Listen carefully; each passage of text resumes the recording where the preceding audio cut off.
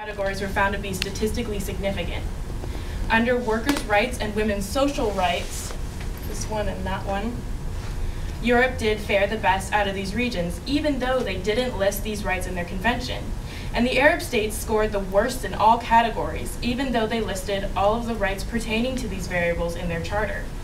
The American States Party scored the highest under the Empowerment Rights Index, or new IMPEX variable, which measured adherence to the political rights highlighted in the last table, which correlated to the literature's designation of first-generation political and civil rights as largely American. And the last statistical analysis that I conducted was content analysis. And this one is my pride and joy, because I went through about 8 different software programs before finding one that would actually locate the most reoccurring phrases in a document versus just words without me actually having to know C++ software programming. And using the find function of Microsoft Word was getting really painful, considering how many phrases actually occur in these documents. I wanted to see which phrases occur the most in order to get some idea of what sort of rights each of these documents emphasize. Is it the same or is it different? The American Declaration emphasized civil and political rights, as we've already seen. But even though the European Convention failed to specifically name many social, economic, and cultural rights, it still emphasized democratic society and social freedoms and cultural freedoms generally more than any other phrases.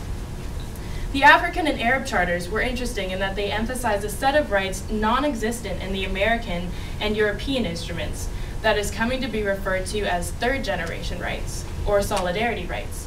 These rights stress the need for all people to work together in order to ensure human rights for the poorest and least developed countries of the world. They list freedom from foreign occupation and monopolies, like the right to development, the right to help or assistance, and use words like everyone and all over and over in order to convey an inclusive worldview of rights. In conclusion, I'd like to say that through this research, I discovered that new places have been set at the round table of international human rights law, and new regions have learned to speak the traditional international human rights legal language and are now raising their own voices, bringing new dialects and modes of understanding human rights to the table.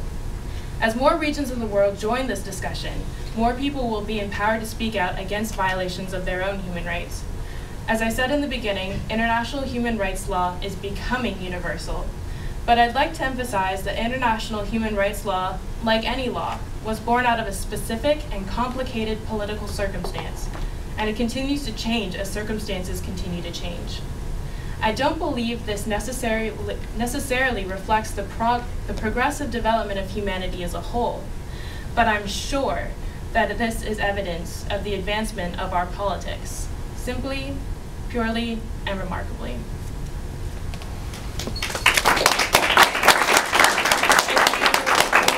The 30-page paper that I completed for last semester's work. It's actually online and you can look it up with that URL.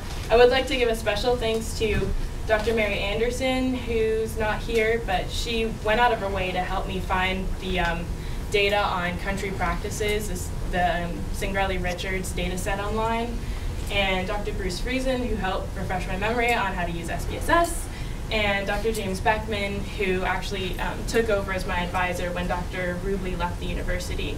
So that, I don't know if I have time for questions. Thank you, Brittany. Yes, we can take a couple of minutes, or a minute or so for questions, and Tim will be setting up while you're answering some questions. Okay. Does anyone have any questions for Brittany Friesen? Yes. Brittany, what do you think is the most effective route to make sure that these laws do become universal? Would it be through international organizations like the UN, or is it up to individual regions? I really think that, I'm glad you asked that question, because the interesting thing about international human rights law versus other international law is that most international law started ages and ages ago with just countries agreeing, making economic agreements or military agreements, bilateral treaties just between two countries.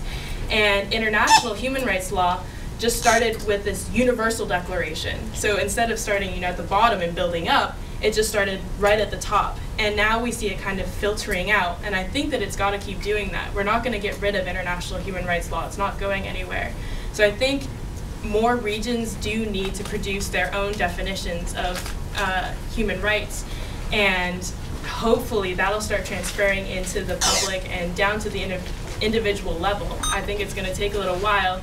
But as we've seen, NGOs have latched right onto these. Non-governmental organizations have taken the Universal Declaration, and they'll continue to take regional declarations and use that as more fuel to hold governments accountable to human rights. So I think it's dispersion. Thank you. Thank you very much. Our next